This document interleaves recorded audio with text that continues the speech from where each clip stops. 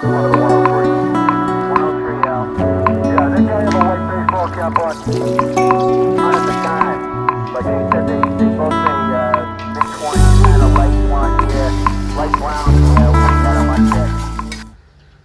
semuanya, siang ini cuaca cukup panas banget, jadi aku pakai sarung tangan untuk ke pasar karena motoran juga, biar nggak belang sama sekali. Setidaknya minimalisir lah ya, karena mau beli beberapa bahan untuk bikin dendeng balado.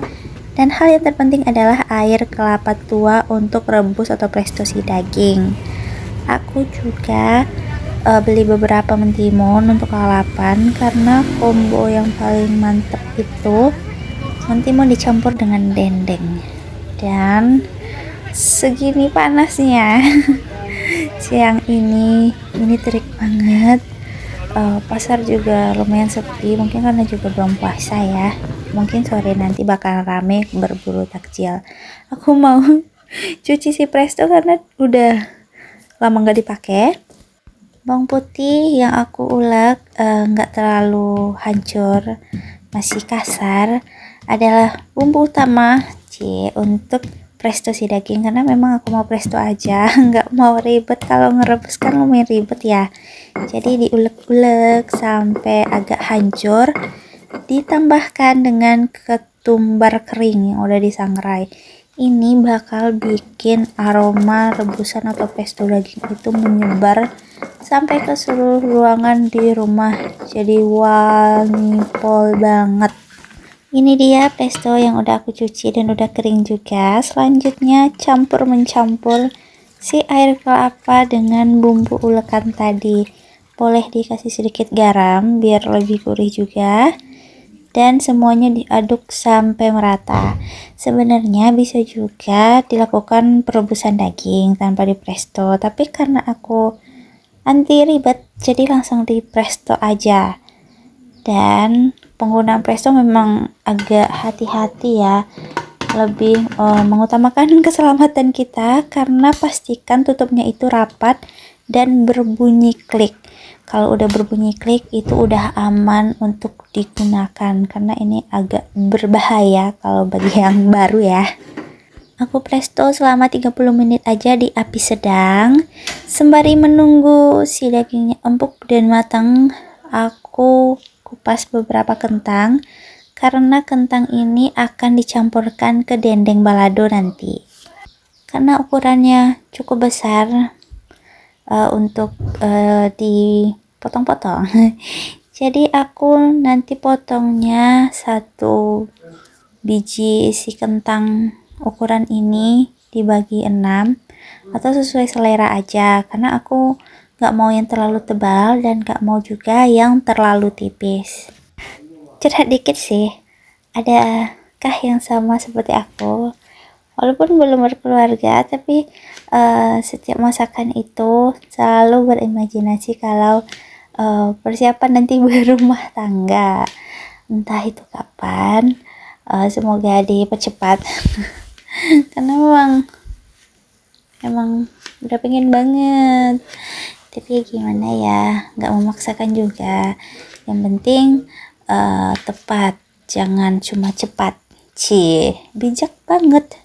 Si kentangnya ini aku cuci dan aku rendam di air garam biar lebih gurih dan gak hambar saat digoreng, karena penggorengannya terpisah. Inilah salah satu perempuan normal karena bisa mengerjakan banyak hal dalam satu waktu. Jadi sembari aku menunggu si kentang dan juga si dagingnya matang di presto, aku nyicil untuk cuci gelas dan cuci piring. Ini adalah cucian bagian luar, karena orang tuaku berproyek bikin space untuk cuci piring itu di luar rumah, karena di dalam rumah dapurnya cukup kecil. Jadi inisiatif dari orang tua bikin di luar biar nggak kesepitan, juga nggak berceceran ya piring kotor di mana-mana, apalagi di dalam rumah.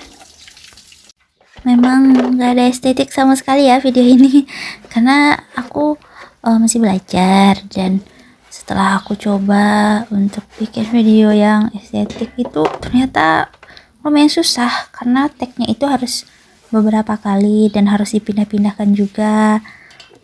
Aku salut banget sih yang bisa bikin video estetik. Pasti kerjanya susah banget, apalagi waktu ngetek terus ngeditnya juga.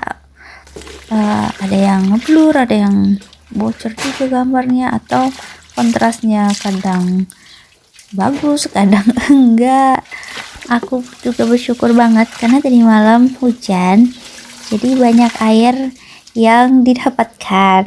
Di belakang rumah aku selalu nampungin air hujan di ember-ember gitu biar bisa digunakan untuk cuci piring atau siram tanaman ataupun cuci lap-lap dapur, lap kaki, lap pel.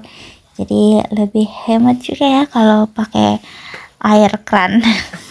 Beberapa video juga aku tag pakai voice gini, ternyata cukup happy di akunnya ya, karena bisa mengeluarkan 20.000 kata dalam sehari. Walaupun gak ada teman ngobrol di rumah, tapi dengan bikin video terus diisi voice pakai suara sendiri, ternyata itu membuat aku sedikit lega, sedikit nyaman karena bisa bicara. Beralih ke cucian di dalam rumah, cukupnya sedikit ya, karena memang dikhususkan untuk barang-barang kecil aja. Tapi cucian piring dalam rumah jujur ya jarang dipakai, paling untuk cuci tangan doang atau cuci sendok yang kecil-kecil aja sih. Dan jangan terlalu fokus sama si kotak sabun cuci piring karena memang ini kotak daur ulang dari body wash aku yang udah habis.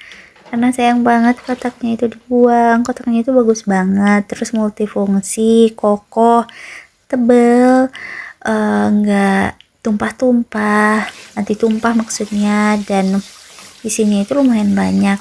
Jadi aku pakai aja kembali untuk digunakan ke barang-barang harian di rumah. Contohnya ya begini, untuk sabun cuci piring. Cucian piring udah beres, aku mau bikin cabe untuk dendeng baladonya, karena cabenya ini mau aku rebus dulu sebentar, baru nanti aku giling halus. Next step, kentangnya aku goreng karena udah cukup lama direndam pakai air garam. Menurutku udah meresap ya si garamnya ke dalam kentang, berbarengan juga tadi si dagingnya matang dengan sempurna, udah empuk walaupun masih panas.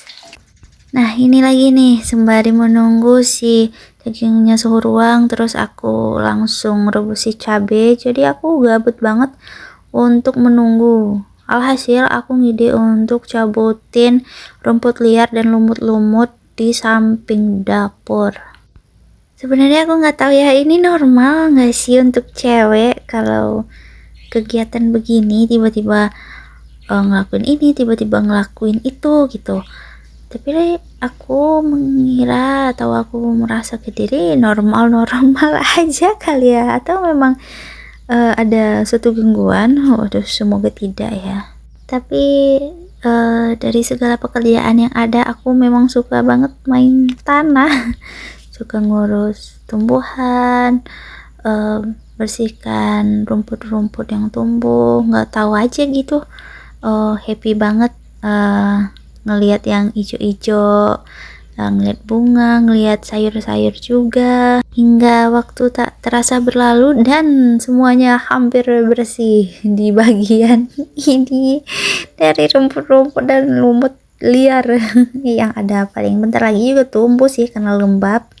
Aku juga pangkas beberapa helai daun bunga yang udah mulai tidur rebahan, karena ini efek angin juga ya. Kadang kan kalau hujan di sini hujan badai, jadi si bunga-bunganya ada yang patah kena angin yang terlalu kencang. Jadi lebih baik aku pangkas, nanti tumbuh yang baru dan kembali subur. Gak semuanya aku cek sih, yang penting kalau yang agak berbahaya baru dipangkas. Karena aku mau melanjutkan menggoreng si cabai yang telah aku haluskan tadi. Aku nggak giling pakai tangan, tapi pakai blender aja biar cepat di minyak yang cukup panas. Semuanya dituang sampai habis biar nggak mubazir ya, karena cabai cukup mahal bulan puasa ya. Dioseng-oseng sampai benar-benar matang. Nggak ada tambahan bumbu-bumbu apapun, yang penting ini adalah cabai direbus bersamaan dengan bawang merah rebus terus dicoper. Aku belum pakai garam sama sekali karena nanti ada sesuatu yang spesial. Karena aku mau agak asam juga, aku tambahkan asam kandis, tapi kalau mau asam jawa lebih oke, karena asam jawa di rumah habis, jadi pakai asam kandis aja. Ini dia hal terpenting, memasukkan sisaan air rebusan si daging tadi ke dalam cabai. Walaupun agak banyak atau agak berair gini ya, berkuah, tapi nggak apa-apa, kita bakalan masak sampai menyusut. Dan dagingnya dibarengi untuk dimasak juga, biar si bumbu-bumbu cabenya itu meresap sampai ke sela-sela dagingnya. Tunggu aja hingga matang dan selesai.